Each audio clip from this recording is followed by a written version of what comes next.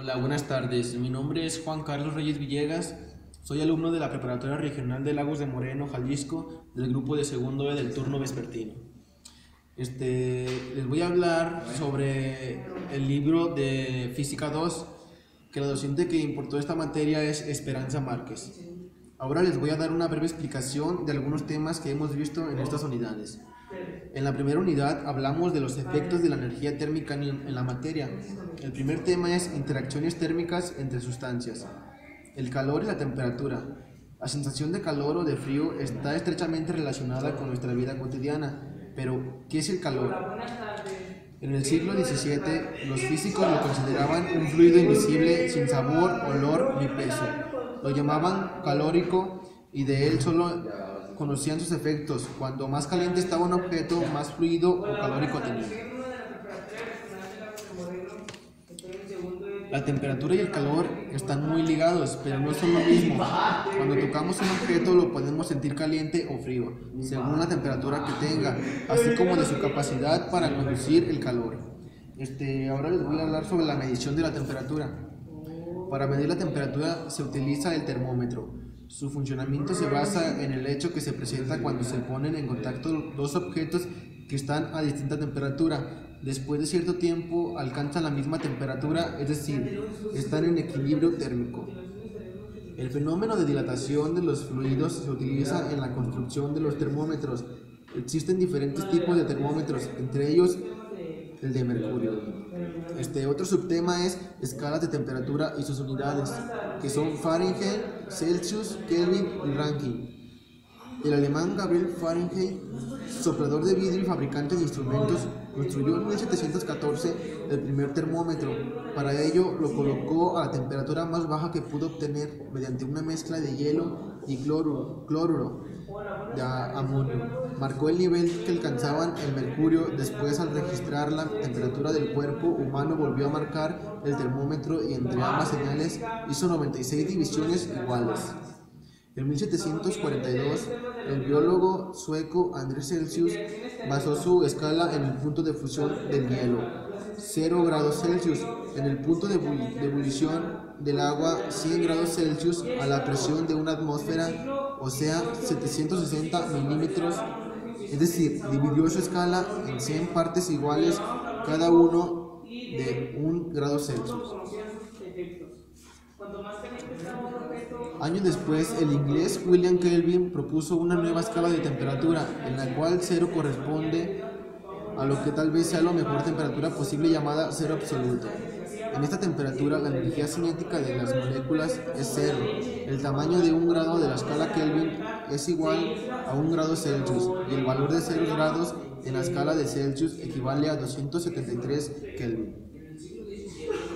Existe otra escala de temperatura absoluta, llamada así igual que a la de Kelvin, ya que el 0 de la escala corresponde a la menor temperatura posible, llamada 0 absoluto, que prácticamente no se utiliza y cuya unidad básica es de la misma magnitud que el grado Fahrenheit. Por lo tanto, 1 grado Rankine es igual a 1 grado Fahrenheit.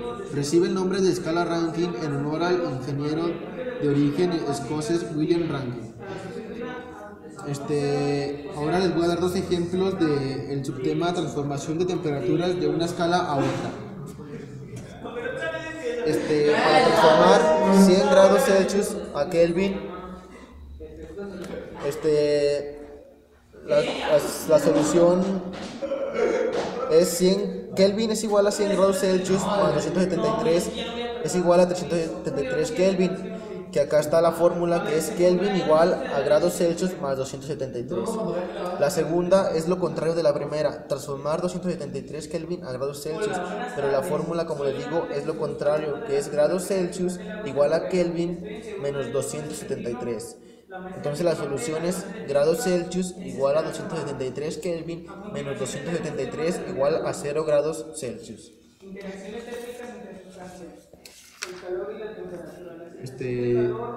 Concepto de calor y sus unidades de medida. Se denomina calor a la transferencia de energía de una parte a otra de un objeto o entre distintos objetos que se encuentran a diferente temperatura. El calor es energía en tránsito y siempre fluye de objetos de mayor temperatura a los de menor temperatura que se encuentran en contacto térmico. Otro subtema es la conducción.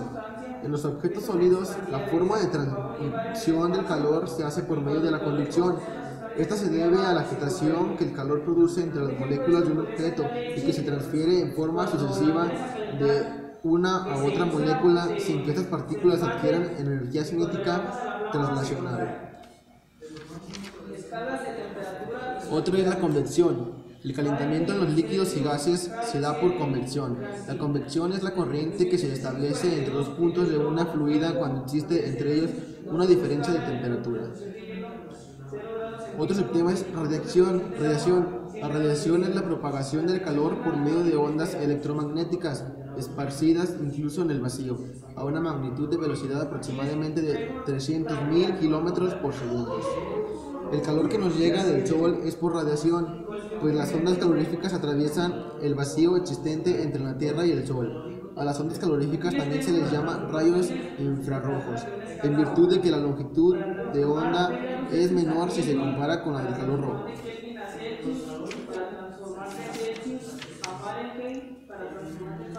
Otro tema es relación de los cambios de temperatura de las sustancias con sus cambios de fase y dimensiones.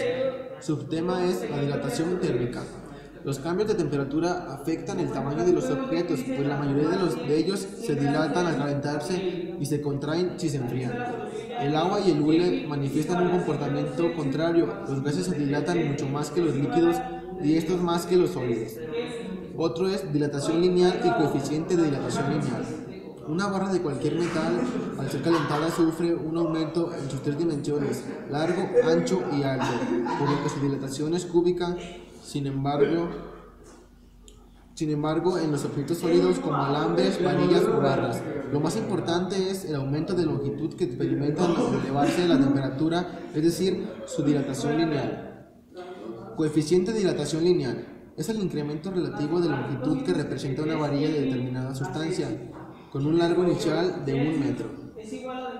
Consideraciones prácticas acerca de la dilatación.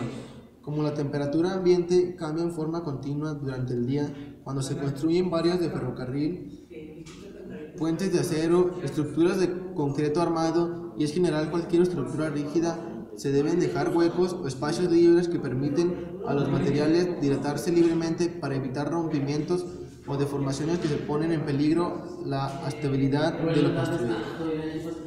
Otro tema es dilatación superficial y coeficiente de dilatación superficial. Subtema es dilatación superficial. Cuando un área o superficie se dilata, lo hace incrementando sus dimensiones en la misma proporción. Por ejemplo, una lámina metálica aumenta su largo y ancho, lo que significa un incremento de área. Otro subtema es coeficiente de dilatación superficial. Es el incremento relativo de área o superficie que experimenta un objeto de determinada sustancia de área igual a 1 metro cuadrado al elevarse su temperatura 1 grado centígrado. Dilatación cúbica y coeficiente de dilatación cúbica. Su subtema es dilatación cúbica, que implica el aumento en las dimensiones de un objeto largo, ancho y alto, lo que significa un incremento de volumen. Coeficiente de dilatación cúbica es el incremento relativo de volumen que experimenta un objeto de determinada sustancia.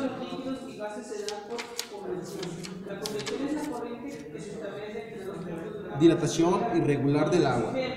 Por regla general, un objeto se dilata cuando aumenta su temperatura. Sin embargo, algunas sustancias como el agua se contraen en lugar de dilatarse.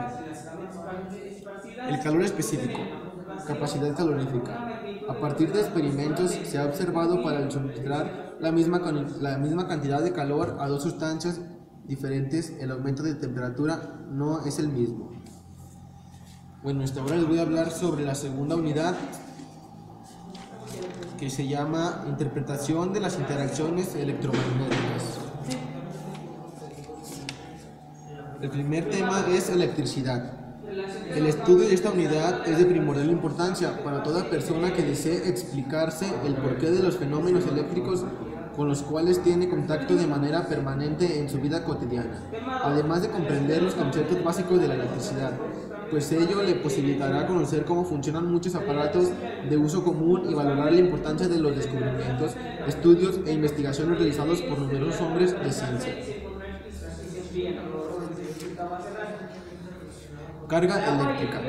Toda la materia, es decir, cualquier tipo de objeto, se compone de átomos y estos de partículas elementos como los electrones, protones y neutrones. Los electrones y los protones tienen una propiedad llamada carga eléctrica. Conservación de la carga. La ley de la conservación de la carga dice: es imposible producir o destruir una carga positiva sin producir o destruir al mismo tiempo una carga negativa de identidad magnitud. Por tanto, la carga eléctrica total del universo es una magnitud constante, pues no se crea ni se destruye. Unidad de medida de carga eléctrica en el sistema internacional. Como ya señalamos, un objeto tiene carga negativa si cuenta con exceso de electrones y carga positiva si tiene carencia o déficit de ellos. Por tal motivo, la unidad elemental para medir carga eléctrica debería ser la carga eléctrica del electrón. Interacción entre cargas de igual o diferente signo. Un principio fundamental de la electricidad es que cargas del mismo signo se repelen y cargas del signo contrario se atraen. Formas de electrizar los objetos. Los objetos se electrizan al perder o ganar electrones, de modo que cuando un objeto presenta carga positiva no significa que cuente con protones en exceso, pues estos no tienen facilidad de movimiento como los electrones. Forma de descargar un objeto cargado eléctricamente. Cuando se desea cargar un objeto, solo se necesita no ponerlo en contacto con el suelo, como se dice comúnmente, hacer tierra. Conductores y aislantes. Los materiales conductores de electricidad son aquellos que se electrizan en toda una superficie, aunque solo se frotee un punto de la misma. Electroscopio. El electroscopio es un aparato que posibilita detectar la presencia de carga eléctrica en un objeto y determina el signo de la misma.